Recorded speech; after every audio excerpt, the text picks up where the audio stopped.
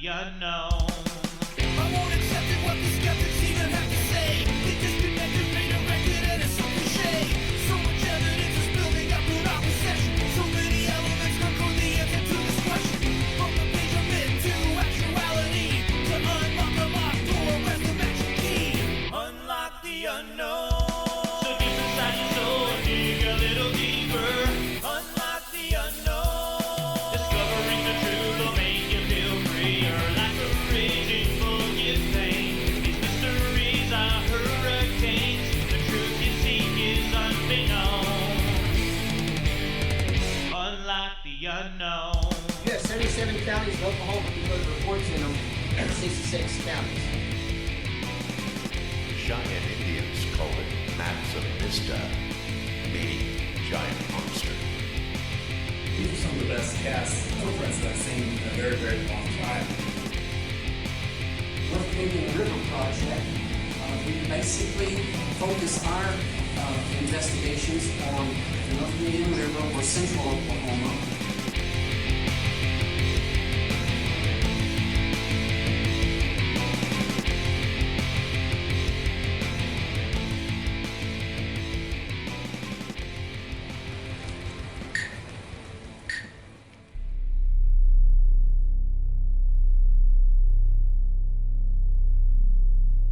Welcome back to Squatch Ranger Files, episode 51. It's nice to be back, it's nice to have you.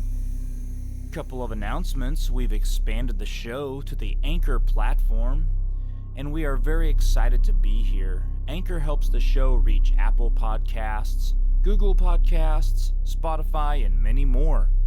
We hope to grow our audience and are able to continue to bring you the latest Bigfoot reports from around the country. If you are a new listener to the show, welcome! You are now an official Squatch Ranger. Your duties include have an open mind, ask questions, trust but confirm, and always seek the truth.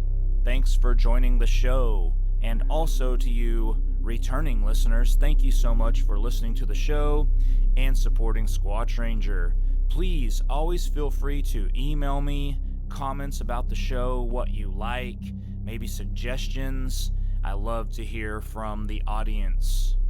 All right, let's jump right into some random Bigfoot talk. We took a recent kayak cruise with the NCRP, the North Canadian River Project. That was back on July 25th at the Stinchcomb Wildlife Refuge in Oklahoma City area.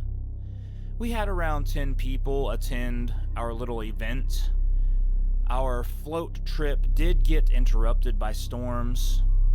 We kayaked for about 1 hour and 15 minutes upstream, upriver, against the current, and we found a little sandbar to pull off to the side, take a little break, and we started noticing lightning, so we decided to turn around and head back to the launch point and call it a night. So we didn't get to do everything we set out to do on our little mission there. We wanted to scan the banks at night when it was completely dark with our thermal imaging cameras and our FLIR and all that kind of stuff.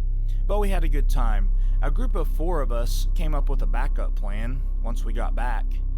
The 4 of us decided to go hike through Stinchcomb, and we actually ended up hearing a wood knock, and we did get some FLIR footage from our hike, not from the float trip. So check out that video, please check out that video. It's called Stinchcomb Kayak Cruise 2021, and it is on my Squatch Ranger YouTube channel. Please check it out. Please check out the new evidence page on the NOBRO website. Visit nobrobigfoot.org and click on Evidence in the sidebar. You'll see examples of tracks, FLIR footage, audio recordings, and tree structures, all compiled by different members of the NOBRO. So please check that out. It's brand new. I just added it this summer, It's a cool page to check out, and hopefully we're going to continue to add more evidence as we go. Alright, something else I want to talk about and touch on real quick is a BFRO report update.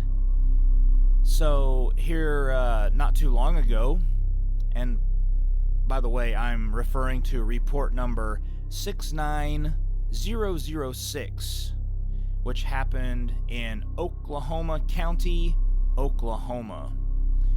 This report was actually submitted April 10th, 2021, but it occurred in the spring, April of 2019. I will talk more in depth about it later on in the show. I'm actually going to read that report later on. Let's get to some listener comments from previous episodes. This actually comes from the Stinchcombe Kayak Cruise 2021.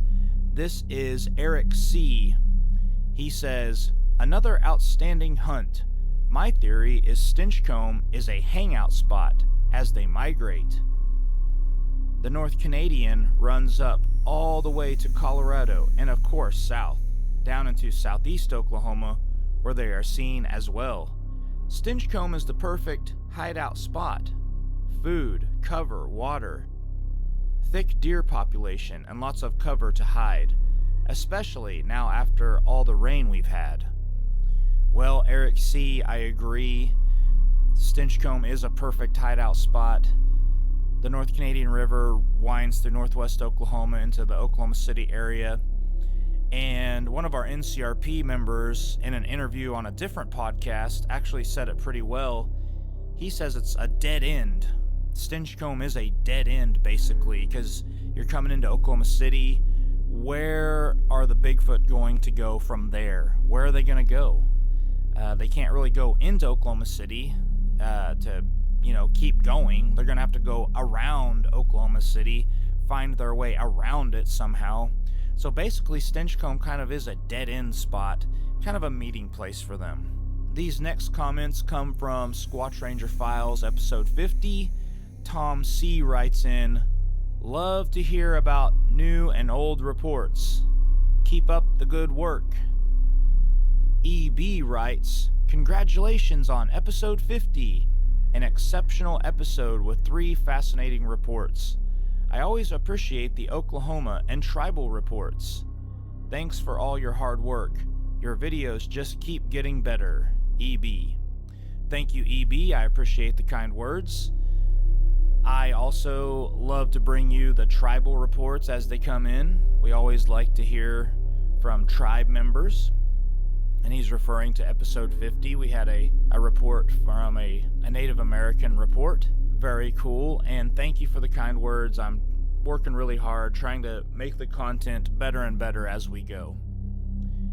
Okay, Kathleen B. writes, "Awesome Bigfoot encounter stories. Blessings from Kentucky." Hey, it's great to hear that we've got some listeners in the audience in Kentucky. Thank you so much, Kathleen. Thanks for listening, and I hope you continue to listen to Squatch Ranger Files. And last but not least, we have Steve B., and he says, "Shout out from North Carolina. I just brought a North Carolina report very recently, and so he was excited to hear a North Carolina report. I always like to hear from Steve. And I hope I see Steve at the upcoming Honubby Bigfoot Conference and Festival coming up in the first weekend of October. I usually see Steve around there, so hope to see him again. Okay, guys, if you have an encounter story, please share it with us. All you have to do is email squatchranger@gmail.com. You will remain anonymous. We won't give out your identity. We just want to hear your story. We want to pass it along and let other people know that there are witnesses out there in Oklahoma and other states and other countries seeing these creatures, and you're not alone. So once again, the email is squatchranger@gmail.com. Alright guys, I'm gonna jump into the reports. Thanks for listening to Squatch Ranger Files. The following is a BFRO documented report. Number 1. Hiker's dusk sighting in Stinchcombe Wildlife Refuge, Oklahoma City. Report number 69006, 2019, Oklahoma County, Oklahoma. Class A daytime sighting. When I lived in northwest Oklahoma City, I would frequently take evening walks at Stinchcombe Wildlife Refuge. The preserve is roughly 1,000 acres, located on the suburbs of Oklahoma City and Yukon, adjacent to the Wiley Post Airport. Beginning from the parking lot at the end of Northwest 50th Street, the maintenance road will take you 2.5 miles upriver to the Kilpatrick Bridge, where the North Canadian River enters the reserve. However, the city only maintains the trail to the remote communication building. From there, the trail becomes overgrown in the summers. The park is typically visited by local neighbors, bicyclists, horseback riders, and dog lovers. This evening, I decided to venture past the communication building, as the foliage was still at ease. I continued another half mile up the path to where the power lines cross the river. From here, the riverbank drops 15 feet, giving a nice view of the river below. As I approached this area, my eyes were immediately caught by someone down below at the river edge. What I saw was an all-black figure down at the river edge about 250 feet away. I thought it was strange because not many people hike off-trail into the preserve during the summers, nor late in the evening. I also didn't notice any distinct clothing, but hair alone. At this moment, I remember being very confused to what I was seeing. Whoever was down at the river began to walk inland using its arms to move the reed bushes. Then I saw its long hair dangling from its arm, shoulder to hand. "Oh my God, it's Bigfoot!" I thought. I immediately began to reach for my phone without taking my eyes off the creature. That is when it noticed me. What terrified me the most was not being able to make out any details in the face as we made eye contact. This is when I ran. I continued to run until I met a couple with their dog back at the communication building. I will never forget the look of confusion on their faces when I came sprinting around the corner. I wanted to tell them about my experience, but I continued to run as I thought they would not believe me. The following day, I returned to look for footprints, but was unable to venture into the overgrown foliage. The experience was not enough to scare me away completely. Instead, I was more cautious of the time of day and surroundings. I continued to exercise at Stinchcombe until I moved in July 2019. The week prior, I saw a homeless woman making camp in the woods. Her hair was messy, so I initially thought this was her at first. However, this was 1 mile downriver from where I saw the creature. Follow up BFRO Investigators Report by BFRO Investigator Matthew Moneymaker. I spoke with the witness, Chase Collins, by phone.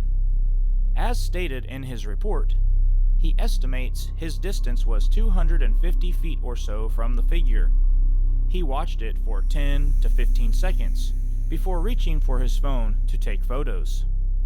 The figure was already moving into thicker brush by the time he got his phone in position to take photos. He was very certain that it was covered with dark fur that had a reddish-brown tinge on the edges. The fur was hanging down from its arms as it was parting the reeds to move back into the woods away from the riverbank. The BFRO shot 2 episodes of Finding Bigfoot in Oklahoma.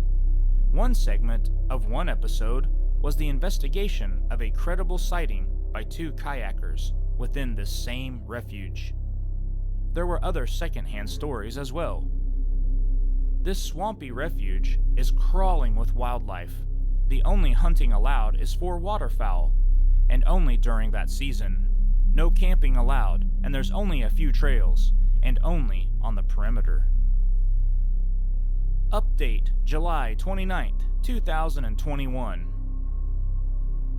Hello, BFRO.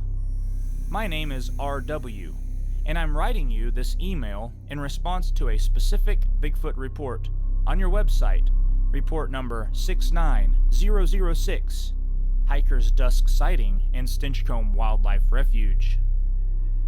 I recently became aware of this Bigfoot sighting report, which, according to your records, occurred on Monday, April 15th, 2019. I read the report for the first time on July 28th, 2021. I'm a part of a Bigfoot group called the North Canadian River Project, which is a group based out of the El Reno and the Oklahoma City area. We were planning to go kayaking on the North Canadian River on Saturday, April 13th, 2019, on a group investigation. Due to weather, we made the decision to not go kayaking that day. A small group of us, 3 to be exact, RW, EB, and JB, still wanted to investigate on this date despite the bad weather. Our backup plan was to meet at the parking area of the Stinchcombe Wildlife Refuge and hike trails and the perimeter road looking for signs of any Sasquatch-type activity. Once again, our hike occurred 2 days before your sighting report on Monday, April 15th, 2019. You may be interested to know that we found a line of tracks which clearly showed right and left prints, and I'll provide the exact link of the video at the end of this message. Points of interest in the video: Trackway Segment 1, 937 through 1503. Trackway Segment 2, 1654 through 1942. Measurement of track at 19 minutes. Well house reference at 1747. Your eyewitness report calls it a communication building. Powerline cut footage at 1942. Your sighting report happened very close to the powerline cut towards the north section of the park. The trackway we found may or may not be related to the creature seen in your sighting report. Our group was interested in getting your response to the tracks we discovered. Thank you for your time in reviewing our findings. The following report comes from Bigfoot The Real Truth Facebook page. Number 2. Student sees creature while fishing. 1950s. Hamilton County, New York. Class A, daytime sighting. I am 84 years old and had my first Bigfoot experience at the age of 16 or 17 while fishing at a stream along Route 10 near Arietta, New York, in a flat grassy area with the Adirondack Mountains in the distance. It was in the mid-1950s when there were few Bigfoot reports, none of which I believed at the time. The stream was only partially viewed due to the tall grass, and I chose a straight section which flowed directly toward me, then extended to my right.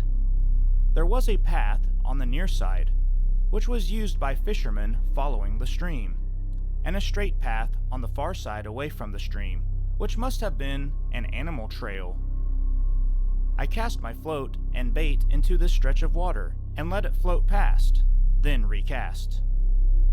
I noted a sharp movement on the far side of a huge elderberry bush, 50 or so yards on the far side of the stream to my left, and watched a while to see a large Bigfoot appear, carrying sprigs of elderberries under his left arm as he held one sprig in his right hand, which he would strip of berries with his mouth.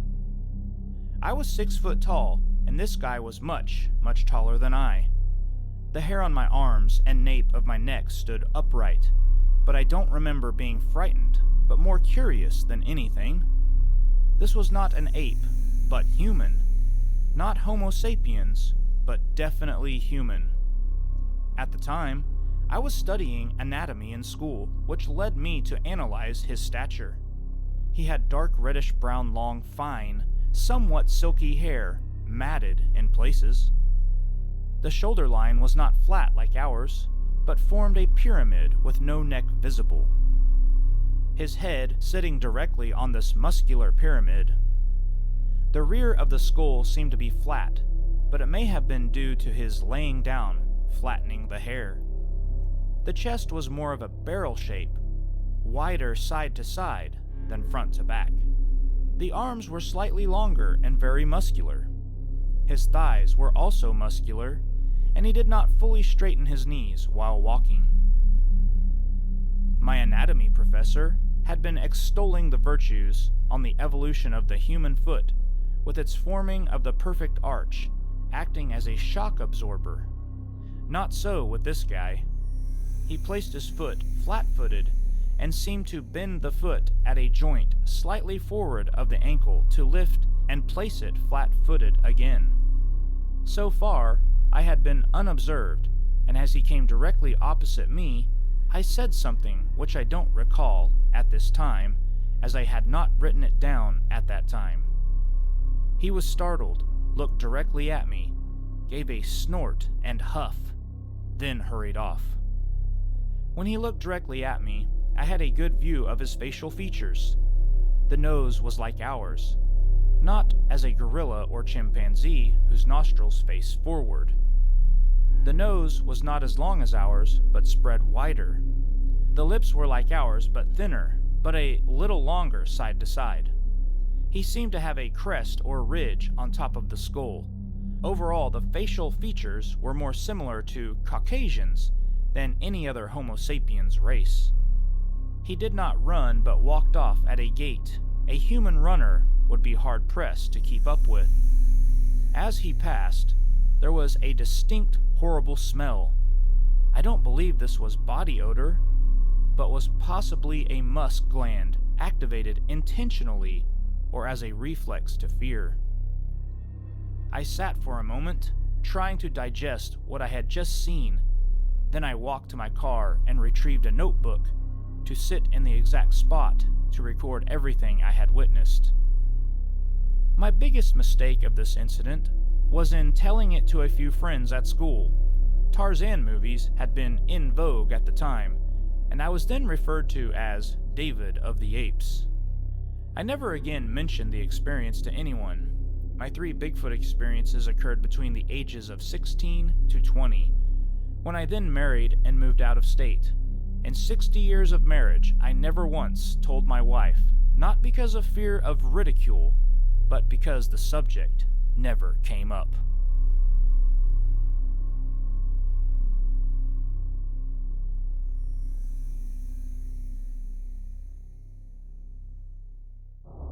What is up, Squatch Ranger YouTube channel subscribers and viewers? You can now visit our online store. Just go to the Squatch Ranger Facebook page and click the Shop Now button, or visit the official website. I will provide a link in the description of this video. You can view many of our different products we offer, such as Oklahoma Bigfoot t-shirts, Oklahoma Bigfoot koozies, or Oklahoma Bigfoot 6-inch car decals. Maybe you would like Bigfoot to visit your birthday party. We can do that too. Please visit our online store to view all of the products and services we provide. Okay, it's now time to get back to Squatch Ranger Files.